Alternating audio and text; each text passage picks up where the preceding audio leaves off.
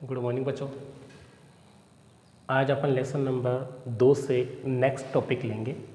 इससे पहले अपन क्या क्या पढ़ चुके हैं, लघु बीजाणु ध्वनि के बारे में पढ़ चुके हैं, ठीक है, परागकण का परिवर्धन पढ़ चुके हैं या लघु बीजाणु का परिवर्धन पढ़ चुके हैं, संरचना पढ़ चुके हैं।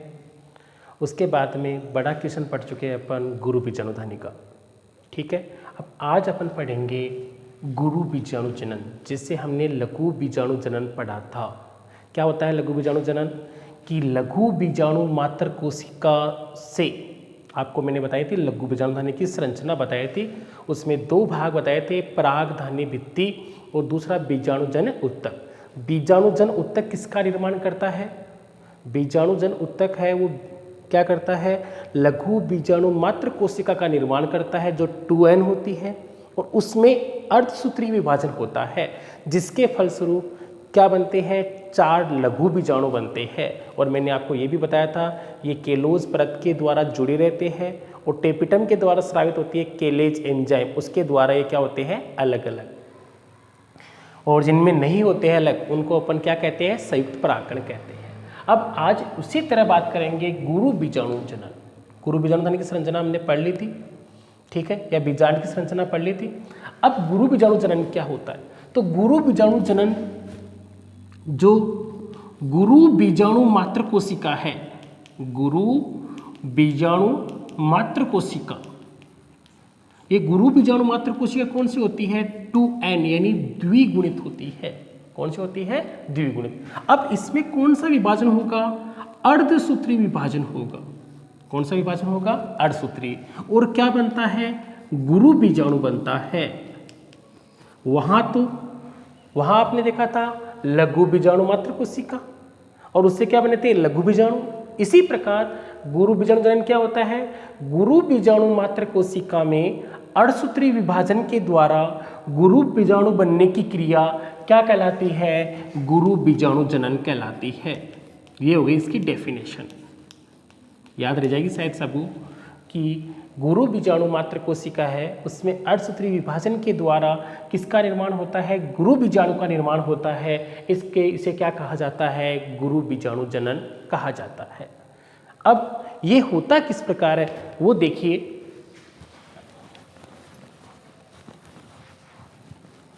कि गुरु बीजाणु जनन की क्रियाविधि समझाइए तो आपको एक कंप्लीट करना है। तो देखिए प्रारंभ के अंदर देखो, यहाँ मैंने जो संरचना बनाई है तो ये बनाई है मैंने यहाँ बीजांड की संरचना, आप पढ़ चुके हो बीजांड की। और बीजांड कहाँ लगा रहता है? अंडाशय में। जैसे ये भाग कौन सा भाग है? मादा भाग, मादा जन्नांग। और ये फूला हुआ भाग क्या कहलाता है? अंडाशय। अंडाशय में क्या लगा रहता है? बीजांड लगा रहता है। तो प्रारंभिक अवस्था में ये जो बीजांड होता है, कहाँ लगा होता है बीजांड? अंडाशय में। तो अंडाशय में जो बीजांड लगा होता है वो प्रारंभिक अवस्था में कौन सी कोशिका से बना होता है? बीजांड काय मर्दूतकीय कोशिकाओं से। प्रारंभिक अवस्था में जो बीजांड काय है वो किससे बनता है? मर्दूतकीय कोशिका से निर्मित होता है, यानी पेरेनकाइमी कोशिका से क्या होता है? निर्मित। तो ये बात आपको समझ में आनी चाहिए। प्रारंभ में ये जो अंडाशय में बीजांड था उसका बीजांड काय किससे बना था? मर्दूतकीय कोशिका से निर्मित था। किससे निर्मित था? मर्दूतकीय कोशिका से निर्मित था। अब मैंने इस संरचना को यहाँ बना दी है। देखिए ये पूरी संरचना है, इसमें जो कोशिका है वो कौन सी है? मर्दूतकीय कोशिका। ये बीजांड वृंत हो गया, पूरे को अपन क्या कहेंगे? बीजांड काय कहेंगे। अब बीजांड काय है, उसकी जो बाहर की जो लेयर होती है उसे क्या कहा जाता है? अधस्त्वचा कहा जाता है या हाइपोडर्मिस कहा जाता है। क्या कहा जाता है? हाइपोडर्मिस।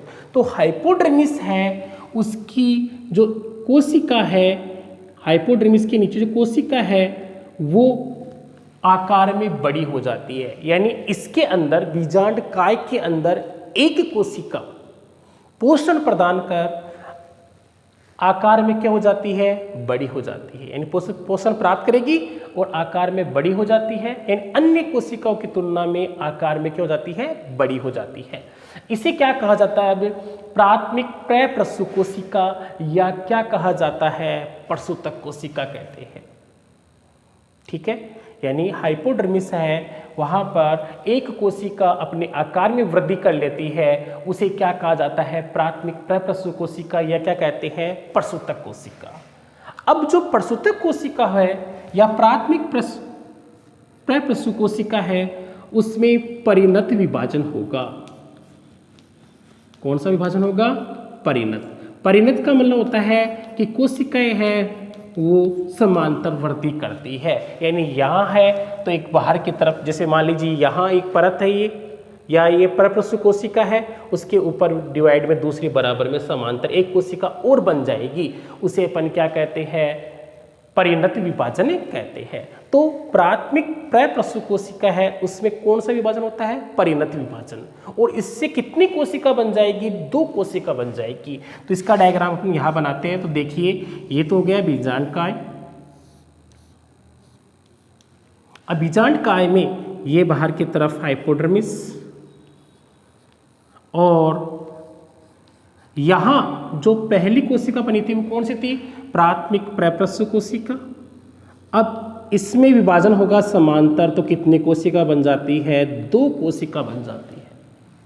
अब जो 2 कोशिका बनेगी, इसे बाहर की तरफ है, इसे क्या बोलेंगे? प्राथमिक भित्तीय कोशिका।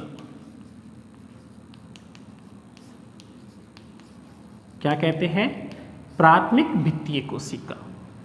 और जो नीचे की तरफ जो कोशिका होती है उसे कहा जाता है प्राथमिक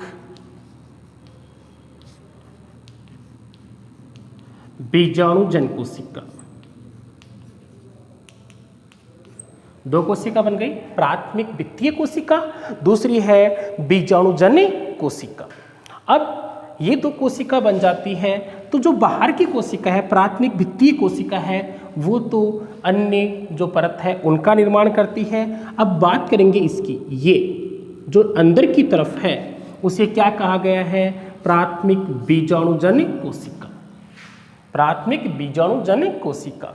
ये जो कोशिका है वो क्या बनाती है? गुरु बीजाणु मात्र कोशिका का निर्माण करती है। यानी ये जो नीचे वाली कोशिका है वो किसका निर्माण करेगी?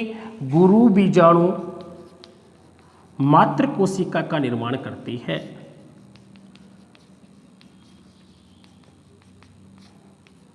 ठीक है, वहां आपने देखा था लघु बीजाणु धान्य के अंदर, लास्ट में मैंने बताया था बीजाणुजन उत्तक, वो क्या बना रहा था? लघु बीजाणु मात्र कोशिका। इसी प्रकार ये बीजाणुजन जो कोशिका है वो क्या बनाएगी? गुरु बीजाणु मात्र कोशिका का निर्माण करती है। अब ये गुरु बीजाणु मात्र कोशिका है, उसमें विभाजन होता है, यानी इस नीचे वाली, ऊपर वाली तो अन्य परतों का निर्माण करती है।